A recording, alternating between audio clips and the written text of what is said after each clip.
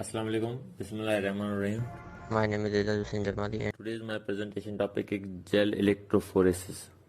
So first of all, what is electrophoresis? Electrophoresis क्या है? Electrophoresis दो words का combination है, electro and phoresis. Electro means light या ऐसी चीज जो बिजली से चलती हो, and phoresis means separation, जिसकी मदद बिजली की मदद से या इलेक्ट्रिसिटी की मदद से किसी भी चीज को सेपरेट करना. It is used to separate और purify macromolecules, commonly used for protein and nucleic acid separation. ये separation of nucleic acid या protein की separation के लिए यूज होता है. Separation of molecules based on size, charge and conformation using an electric field. ये electric field use होती है इसमें और उसके मुताबिक इसकी चार्ज या साइज के हवाले से इसमें सेपरेशन होती है. It is also use for DNA fingerprinting. ये डीएनए फिंगरप्रिंटिंग के लिए भी यूज होती है. नाउ अब जेल इलेक्ट्रोफोरेसिस क्या है? जेल इलेक्ट्रोफोरेसिस एक ऐसी टेक्निक है जिसमें जेल यूज होती है जिसका नाम है agarose gel. So what is gel electrophoresis? It is a technique uses a gel matrix for physical separation of macromolecules like DNA, RNA or protein and their fragments. ये एक ऐसी टेक्निक है जिसमें डीएनए, आरएनए और protein के fragments या उनके molecules को सेपरेट किया जाता है किसी भी सस्पेक्ट्स वगैरह या क्रिमिनल या डीएनए फिंगरप्रिंटिंग वगैरह के लिए. उसके बाद the gel is immersed in the buffer containing ions to carry the current necessary for molecules to be moved through the gel buffering system to maintain the pH. उसके बाद jail buffer में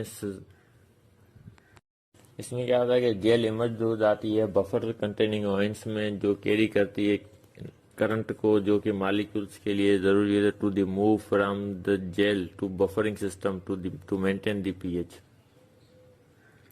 अब agarose gel क्या है? Agarose gel is dried from agar which is a polysaccharide found in seaweed. Seaweed में ये पाया जाता है, एक पॉलीसेकेराइड है अगर.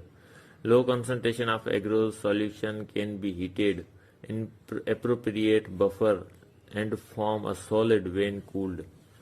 The gelling process can be reversed and solution can be reheated and recooled if necessary.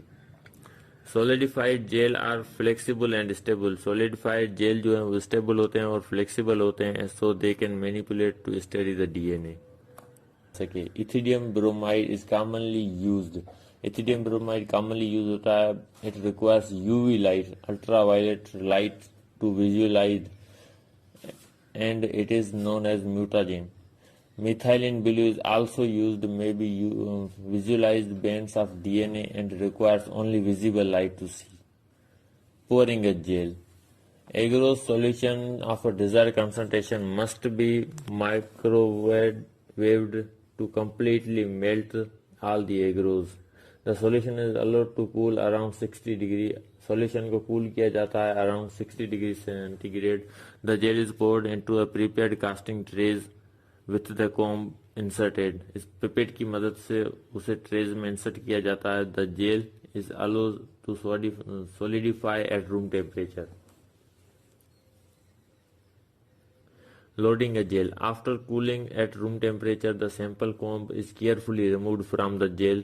Cooling होने के बाद रूम टेम्परेचर पे उसे carefully from the gel comb को निकाला जाए. The gel is loaded into the electrophoresis chamber. उसको electrophoresis chamber में लोड किया जाए एंड कवर्ड विथ बफर, और बफर के साथ उसे कवर किया जाए. DNA sample mixed with loading buffers are pipetted into the well of the gel. Running a gel. The electrodes are applied to the chamber and the appropriate current is turned on. जितना भी required है current उसके moving के लिए electrodes में उतना दिया जाए. The gel is allowed to electrophoresis for desired amount of time.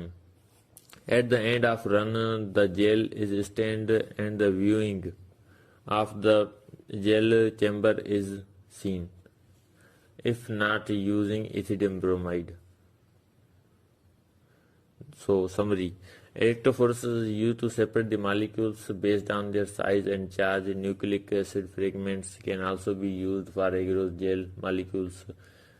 The choice of electrophoresis method depends on the size of the molecules of sample. The DNA fragments are very large and used PFGE. So this is the electrophoresis chamber which is used for gel electrophoresis.